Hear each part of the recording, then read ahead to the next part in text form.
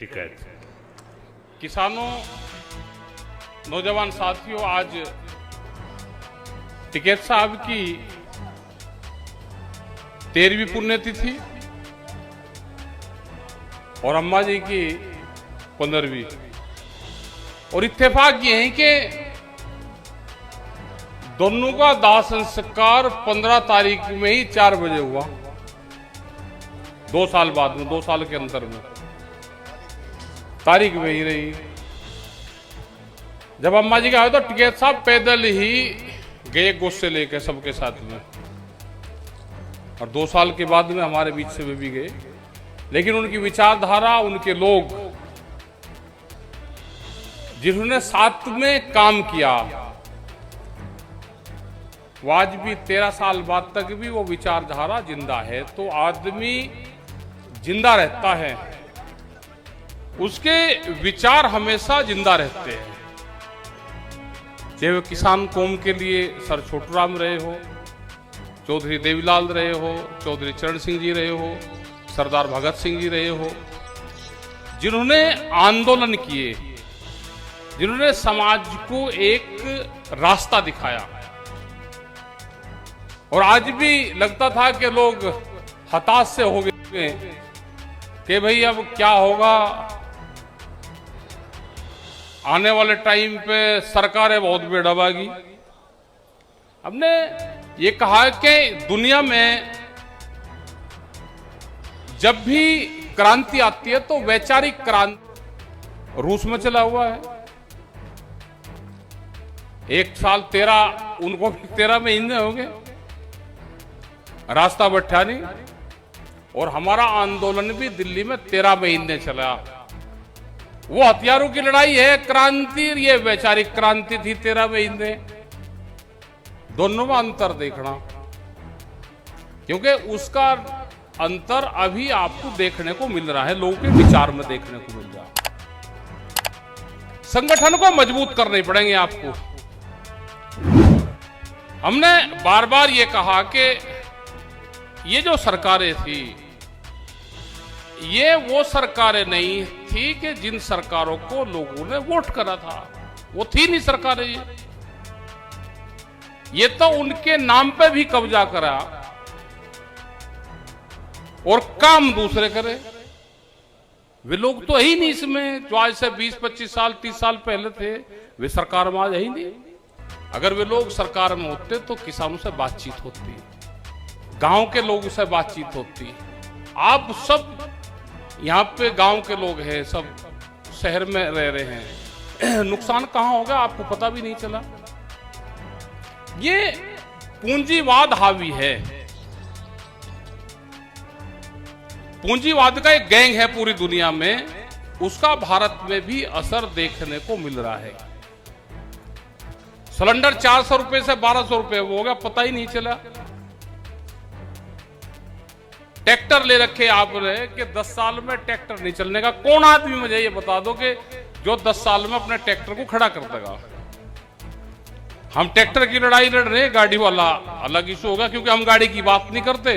और ट्रैक्टर से ज्यादा गाड़ियां गांव में हैं, उनका कैसे नुकसान हो गया आपको, मतलब पता भी नहीं चला। आज जो भी कर्जे पे गाड़ी ले रहे हो, बैंक से ले रहे हो, किसी के ब्याह शादी में मिल रही है, 10 साल में वो गाड़ी चलेगी नहीं आपकी। आपको पता भी नहीं चला कि आपकी जेब से पैसा कैसे गया। ये पूंजीवाद की पॉलिसी है। ये बचेगा आंदोलन से। और आंदोलन हमारे यहां तो ढिल्ला हो लिया, यहां आंदोलन हो नहीं रहे। यहां तो अधिकारी धमका चमका दें, वे उलझा कर रखते हैं, सरकार मिलती नहीं। आंदोलन अगर देखना है तो छत्तीसगढ़ में देखो, आदिवासियों के आंदोलन। आपको आंदोलन देखना है तो आप जाओ हरियाणा में, सरकार हवा हवा में है, 500 फुट ऊपर सरकार है, जमीन पे नहीं, कहीं नहीं, जमीन पे नहीं, 500 फुट ऊपर हवा में है।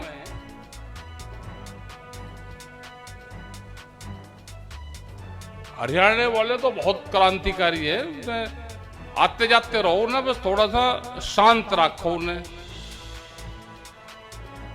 क्योंकि जब भी देश में कोई मुसीबत आएगी तो हरियाणा बचाएगा, उन्हीं का पे भरोसा है पूरा।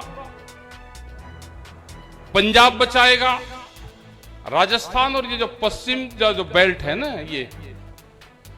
ये इकट्ठा हो जाते हैं। जब टिकैत साहब पहले कहते थे कि भाई जिस दिन हरियाणा इकट्ठा हो जाएगा, पंजाब साथ में जुड़ जाएगा और उसी दिन राजस्थान खड़ा हो जाएगा और उसी दिन आप लोग लड़ाई लड़ सकते हो दिल्ली में। तो उनके सामने तो, टिकैत साहब के सामने तो कभी इकट्ठा हुए नहीं, क्योंकि जब दिल्ली में 88 में आंदोलन चला तो हरियाणा का कुछ ही हिस्सा उस आंदोलन में आया था, पूरा नहीं आया था। पंजाब का भी कुछ पार्ट आया था, लेकिन आज सब लोग एकजुट हैं। इस ताकत को बना के रखना, ये ताकत लगानी पड़ेगी फिर, क्योंकि नई सरकार 4 तारीख के बाद में कोई भी सरकार आए, हमें किसी सरकार से हमदर्दी नहीं है, पार्टियों से हमारा किसी से कोई नाराजगी नहीं है। सरकारों की गलत पॉलिसी आएगी तो उसका विरोध होगा। हमारे बहुत से इशू हैं, जब भी हम गांव देहात में कहीं दूसरे स्टेट, राजस्थान, उड़ीसा, छत्तीसगढ़, मध्य प्रदेश, कर्नाटक और महाराष्ट्र में जाते हैं तो वहां के लोग कहते हैं कि सरकारों की गलत नीतियों से हमारे फसलों के दाम नहीं मिलते। यह आपको पता भी है। जो दूध का उत्पादन करने वाला किसान है वो भूमिहीन किसान है, जो मजदूर है जिसके पास में भूमि भी नहीं है, उसके 20 रुपया लीटर दूध के कैसे कम हो गए उसको पता भी नहीं चला किसी को। खल चोकर महंगा, भैंस महंगी और दूध सस्ता। क्यों है भैंस महंगी, पशु महंगा क्यों है, इस पर कभी गए? ये पूरी पॉलिसी है कि पशु सब कटान में जाएगा। इसमें 47 तक का टाइम देश के राजा ने दे दिया। 47 तक का टाइम है, 47 तक बहुत सिस्टम खत्म होगा। जमीन ने, हाईवे की जमीन, मुझे वो किसान बताओ कि जिस पर हाईवे की जमीन हो सब बेच दी। जमीन महंगी, फसल सस्ती,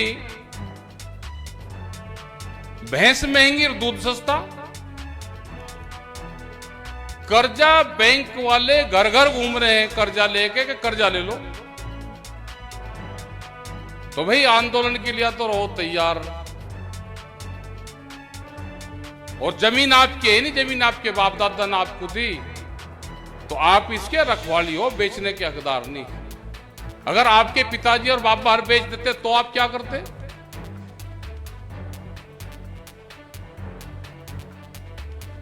रोजगार गांवों में भी हैं, करने वाला चाहिए, करते नहीं। काम बहुत है, करने वाला चाहिए। आप ही तो कहो जब गेहूं काटे जी मजदूर नहीं मिलता। भाई किसान को मजदूरी तो बच रही। अपने खेतों पे ध्यान दो, इन दवाइयों से भी थोड़ा सा परहेज कर लो। जिस स्पीड से दवाइयां बढ़ रही है पिछले 10, 15, 20 साल में, और आने वाले 20 साल में और कहां जाएगी भाई, उसका गुणा भाग कर लेना। बीमार हो रहे सब लोग, हार्ट अटैक हो रहे क्योंकि दवाइयां खा रहे। खेतों में बहुत दवाइयों का इस्तेमाल होने लगा। स्प्रे पहले वो गमकसीन आती थी एक, हाँ हमारी ड्यूटी उस पर एक कोने में गमकसीन में रहती थी और कोई नहीं बहुत घर का।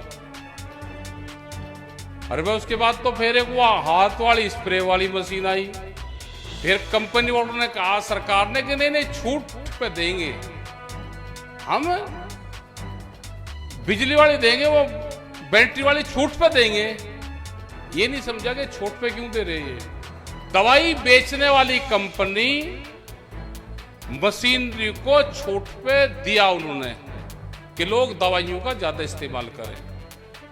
वह कमर पर रहती थी, 15-20 लीटर पानी रहता था उसमें। अब उससे भी काम नहीं चला, अब ट्रैक्टर में बज रही, वह खड़ी बज रहा बिल्कुल। कोई नकली दे दो, असली दे दो, वो जो दुकानदार है ना वो बताता है। वो ट्रायल भी आपके खेत में कर रहा, कह ले जी दवाई दे दो, क्या बो रखा जी, वो ज्वार बो रखी के ये ले जा गिरती है। फिर आओगा जी बढ़िया लगी, किस टाइम गिरी थी? अगर जी मैं सुबह गिरती, ओस पे गिरती, इसे दोपहर बाद में गिरी, उसे फिर गिर दी, फिर उसका रिजल्ट यहाँ कहने लगा पानी दिया था जी, हाँ पानी दे दिया था, क्यों गलत करा, पानी नहीं देना था। तो सारे ट्रायल वो आपसे ले लगा और वहीं दुकान में बैठा बैठा पूरा काम कर लगा। एक आधी दुकान होती थी पहले, आज गांव गांव में खुल रही पेस्टिसाइड की दुकान। अंत क्या होगा?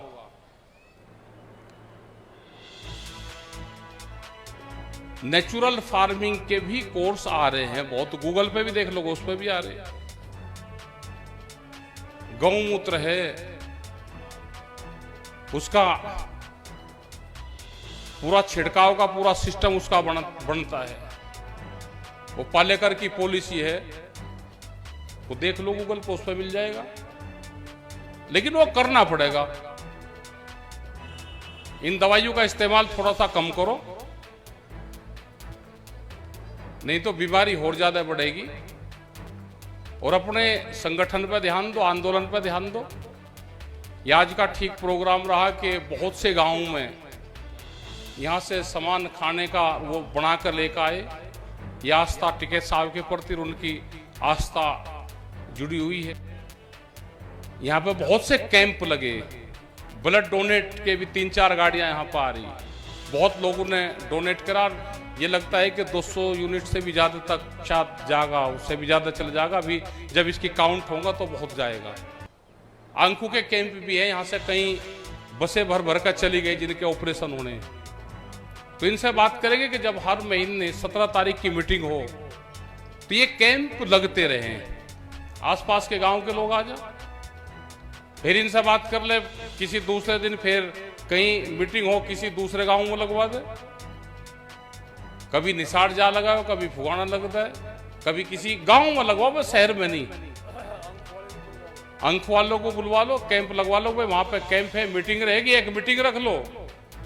गांव वालों की जिम्मेदारी रहे, अपना लंगर भंडारा भी चला ले और कैंप भी कर ले, तो दोनों चीजें साथ साथ चल जाएगी, तो लोगों को कुछ रिलीफ मिलती रहेगी।